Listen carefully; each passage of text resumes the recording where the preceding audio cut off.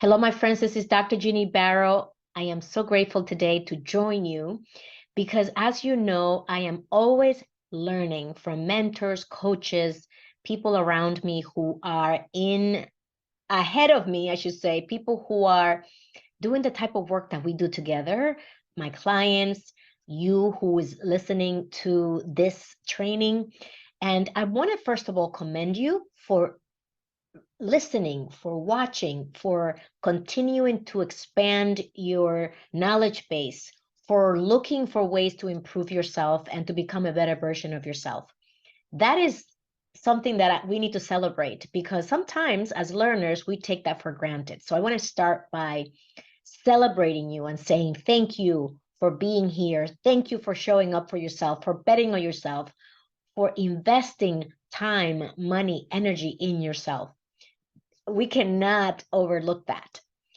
And I always want to share with you things that I learn so that you can accelerate.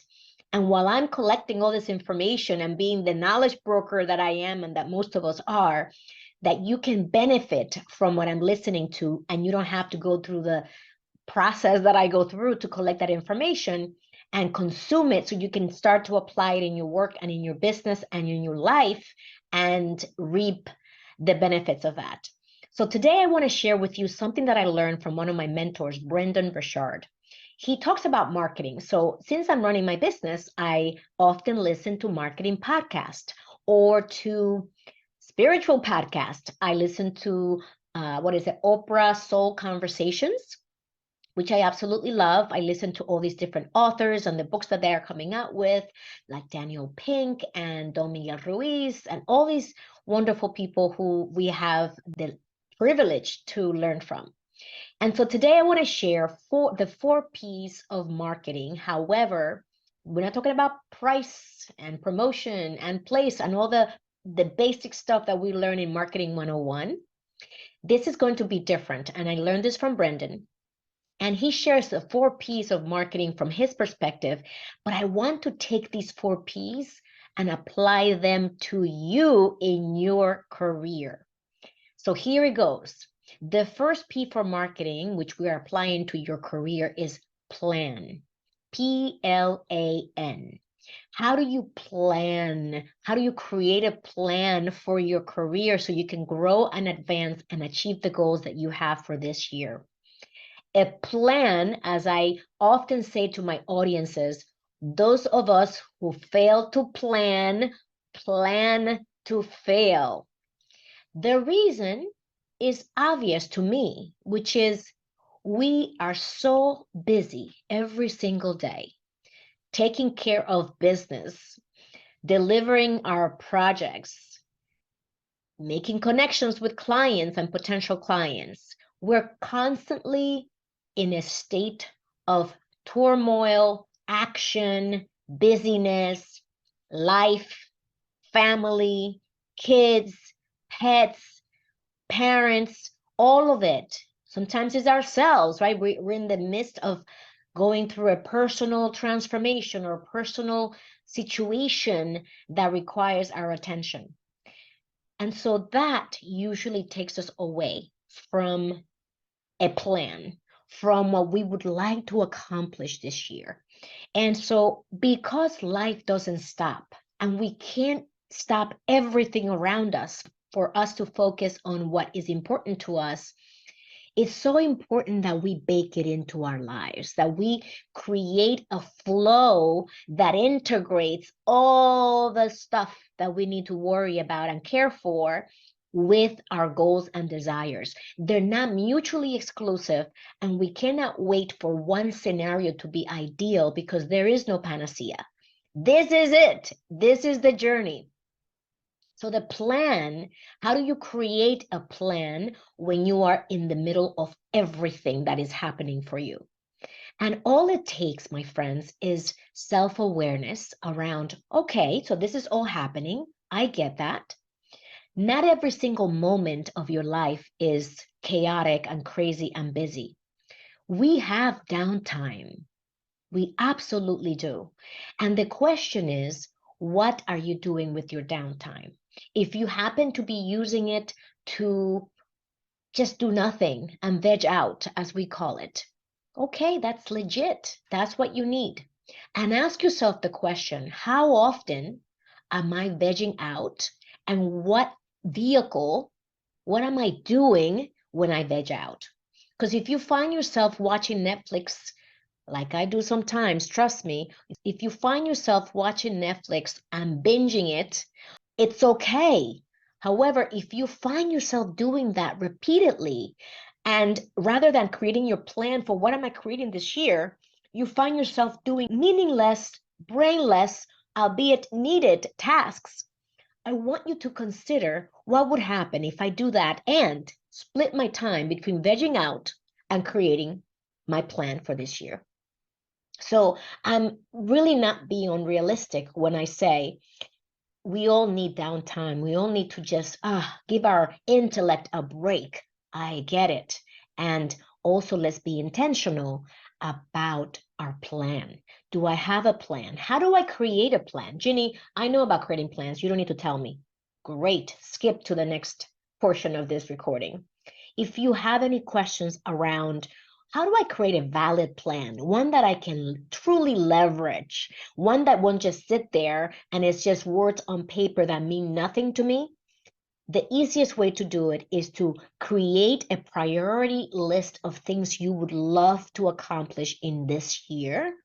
Give them a priority, meaning if this is something that I can accomplish, it would make a huge difference in my career or in my life. And sometimes that thing could be, I need to start making more connections with people in my industry. I need to build relationships within my organization. I need to have a conversation with my manager about my career path. I need to have a conversation with my team about the goals that we have for this year. I need to update my resume or LinkedIn profile. Anything like this that you know could make a significant difference and add a lot of value in your life is what I'm talking about. So that is the priority list. And once you have that list, you cannot skip this step. And this step is to find out why is that item on my list important to me. As you've heard me say before, the why behind the priority is what's going to give you the fuel to get it done. Because easily we could be distracted, run out of fuels, and we let it go. And it falls off the list, and it could be sitting on that list forever, and we don't get it done. I don't want you to feel the sense of feeling discouraged. I don't want you to feel disempowered, or I don't want you to feel like I failed again. And that's typically what happens when we don't accomplish what we want. We feel less than, we feel like we're disappointing ourselves sometimes. And so to avoid that sense of, you know what, I'm just not feeling it, I'm not performing up to par, and I feel like a loser, and I'm exaggerating on purpose, let's get clear on what you're prioritizing and why that matters to you. And that becomes your plan. And what you will find, my friends, is that spending a little bit of time to create a practical, actionable plan is going to give you focus. It will allow you to use the limited resources that you have as effectively as you possibly can, while also self-caring and resting and giving yourself what you need mentally, physically, and emotionally and spiritually to replenish and restore. So we're not replacing that. We're simply integrating with more intention activities that would actually move the needle for us. So that's the first P. The second P is process, and that's for marketing, having a process in place that will give you consistency. So similarly for your career, as you plan to grow and advance, what processes do you have in place? And I already mentioned the item that I'm going to talk about now, which is, let's say, for example, you want to build out your network. You want to build relationships, develop your centers of influence, develop your diagram of the relationships that you have currently, which you need to nurture, because these relationships are going to be crucial in your career progression. They're going to help you learn more about your organization, what the business is about, what's an imperative, what's a priority for the business this year. And by doing so, you are informing yourself so you can guide your activities, your team's activities, and ensure that everybody's rowing in the same direction, your team and the leadership. And so that is a process that requires you to think about, how am I going to do that? How am I going to build those relationships with my centers of influence? As an example, the process that you use is going to support you in everything you do in your career. So what processes do you have in place for connecting with your network? What processes do you have in place for connecting with your team, for connecting with colleagues at your level, colleagues above you, for connecting, for example, with industry leaders, people in your field who are thought leaders, who you would want to get acquainted with? What processes do you have in place today? And if you don't have those processes in place, this is your official invitation to start creating a cadence. Consistency is going to be our best friend as we continue to grow our careers while feeling fulfilled for what we're doing.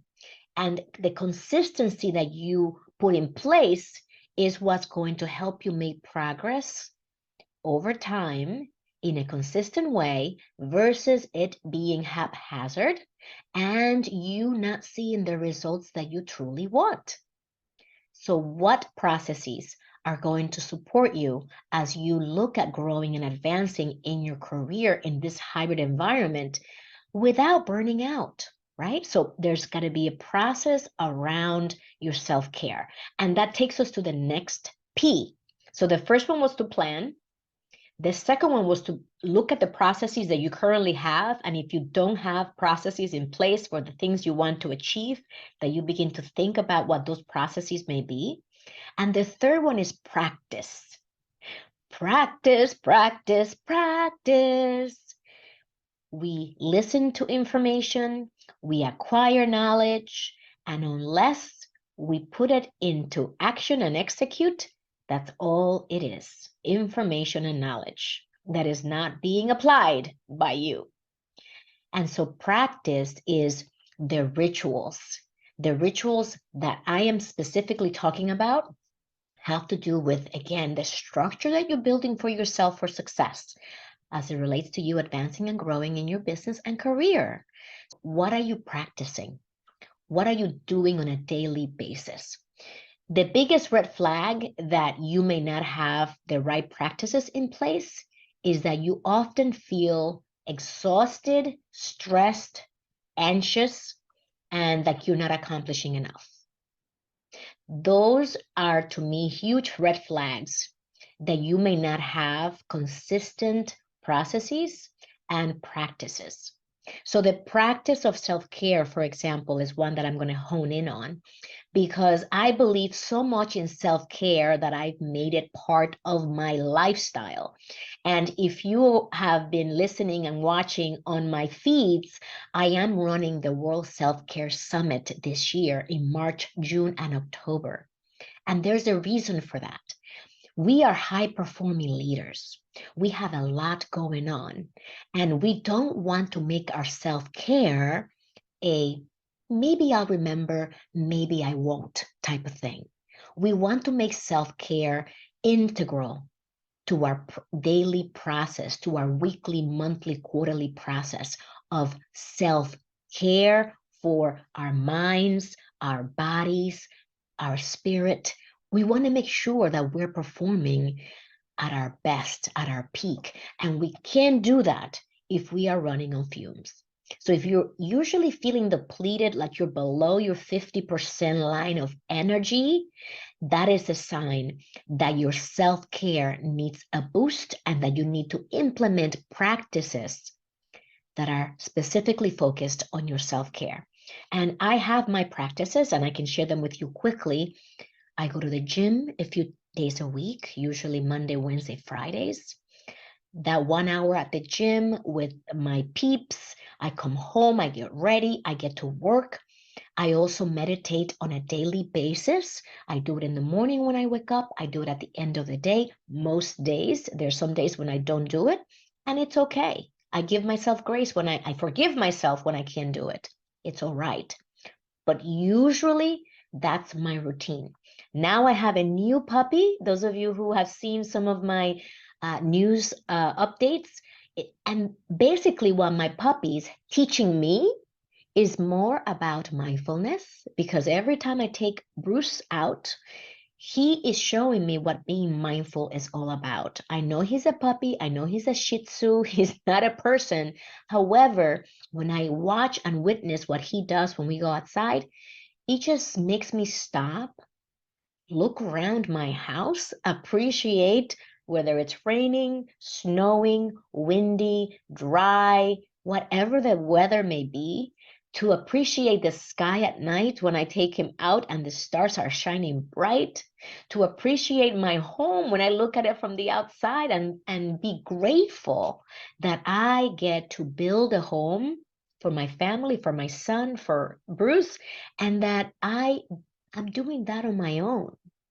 It's a way to kind of give myself gratitude and self-acknowledge all the work that I've done to be where I am today, that I get to serve my clients, that I get to work from home, that I get to serve all the partners I have, the Fortune 500 companies that partner with me and with Executive Bound.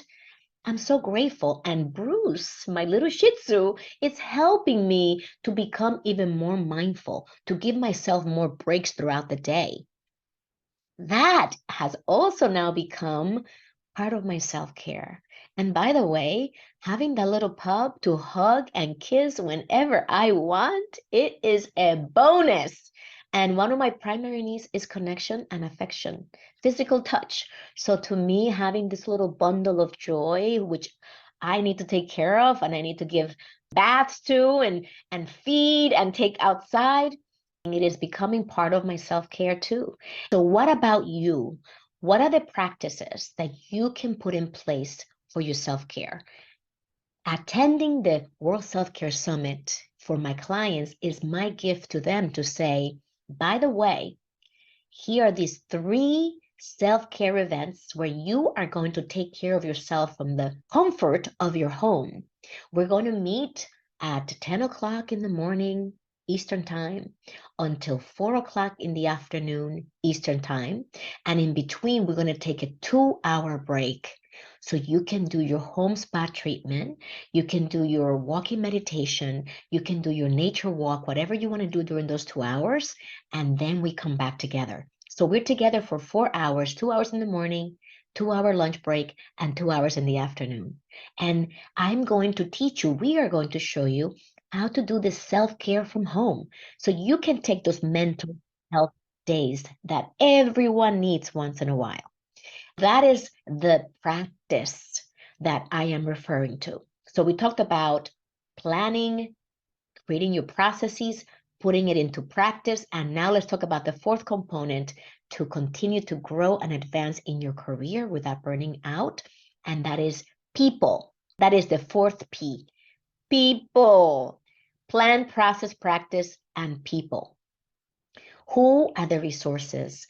What are the resources that you have access to that can support you in putting in place your plan, in advancing your career? We talked a lot about building relationships at the beginning of this training. And people, it's all about people. People in your life will bring you closer to your destination. They will make the journey so much more enjoyable so you're not by yourself. And people will have answers for problems that you can solve on your own. Yes, you're smart. Yes, you're talented. And we don't know what we don't know. And one of the biggest, most valuable pieces of advice I can give you is approach a situation with the mindset of, what if I'm wrong? Or what else is there for me to learn? What else is there for me to learn? And what if I'm wrong? Opens up your blinders so you can be more receptive to what others have to share, and you can listen to them with an open mind instead of arguing against what they're saying in your head and not paying attention. You may pick up something that's very subtle, but because you're listening on all levels, you won't miss it. But if you're having a conversation and a narrative in your mind about what you're hearing, you're not truly listening. And that's most of the listening that we do. We're not truly paying attention. And so be open, have that mind just clear, and be present. That presence is that executive presence that many people want, begins with being physically present, of course, or virtually present, then being present in spirit. Bring your spirit to the conversation and the interaction. I'm sure you probably heard that some leaders, when they are with you or you're with them, it feels as if no one else exists. If you've been in the presence of someone who you feel like you're the only person in the universe when you're with them, how does that feel for you? Isn't that an amazing feeling? You feel so special, you feel so unique, and you feel so valued and heard. And so, how are you giving that gift to someone else? And if you're not, because we're multitasking and we're doing other things, then I had to learn this lesson myself, is that our presence is a gift to the people that we're with. And it's a way to contribute to them in a way that not many people do. So when you begin to be present with the people in your life, from your team members, your manager, other colleagues, in your personal life, which is where I learned it, when you gift someone your presence, you're gifting them so much more than you can imagine. And you will enjoy the interaction so much more as well. You will get so much more richness from it because your soul is witnessing their soul while they're interacting with you, while you look into their eyes. If that is something that you would love to receive, I'm inviting you as your coach today to gift that to others, the gift of your presence, and notice what shifts for you. I guarantee you that it will become addictive, and you will become one of those people who others, in terms of your personal brand, who others cannot wait to connect with because they feel seen, they feel heard, and they feel that you're connected to them in a way that not many people can connect to them. I hope this training has been helpful. And as I said, I want to thank Brendan Burchard, who's my mentor, for gifting me these 4 points of planning, process, practice, and people as it relates to marketing, which we just shifted and apply them to your career and your personal life so you can continue to advance and grow. And of course, I'm always here for you if you want to connect with me, if you have an event at your organization and you would like to bring me in as a speaker, if you would like to attend the World Self-Care Summit this March, June, and October, or if you would like to do leadership coaching with me, you can always find me at callwithginny.com, and I invite you to join our community at executivebound.com. Live with purpose, live with joy.